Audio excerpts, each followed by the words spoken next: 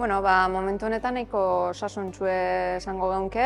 Nahiko flojotxo ibili da azken urtiotan, da ikasturte honetan jente barrila sartu da, gogotsu datorrena, eta udaletxeek be erronka potolu egin jau Euskaraz zinegotzi jeipinitxe, da horrek bultzada hundi jemonduzku.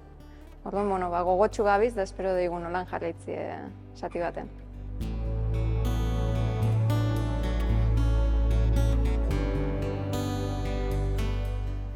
Aurtengo ikasturtean bereziki hasi ginen abenduan 3 aprobetxau izaz Domeka jauzi zala, eta hor egun osoko egitaraua antolatu gendun, ekitaldi eta guzti, hitzartze eta guzti, apur bat hurrengo hilabetitako dinamikak esplikateko eta ze helburu geunkezan azaltzeko.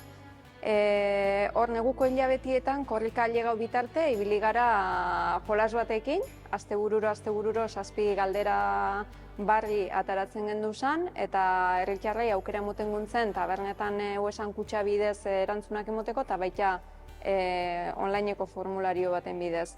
Eta egiz esan da oso harrera ona eukidan jolas horrek, 106 herritarrek behintzat parte hartu eurien, eta horrei itxiera emunguntzen korrikakin batera.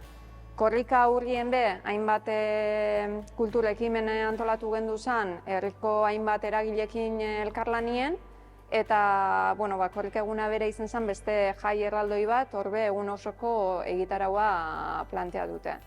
Eta, ointxe bertan be, gabiz, alduntze eta tailer batzukin, apirilean egin genduen lehenengokoa, eta ointxe maietzen daukoguz beste bi tailer.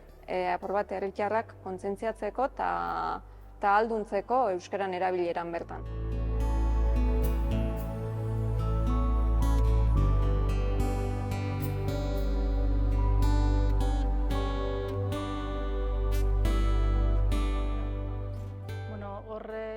Eman bidez, bai indie ikerketa ezberdinak, eta azkenengo ikerketan arabera, edo diagnostikoan arabera, 170-tik gora euskararen jakintza edukiarren, erabilera maila 150 inguruan dabilela agertzen.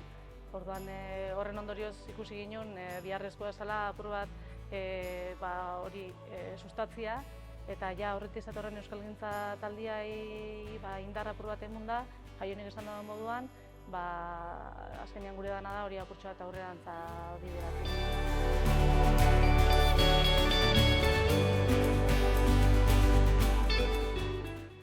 Horri lotuta apur bat, eta esan da apurtxo bat lehenengo diagnosisan ondorioak, Euskal Herri mailan orokorrian dan egoera bat izan da, jakintza maila altua dela, baina erabilera bajua dela, gure dana apurra da ekintza ezberdinen bidez, sensibilizazioan bidez, erabiltze hori areagotzia eta apur bat egoera hori buelta apur bat ematia.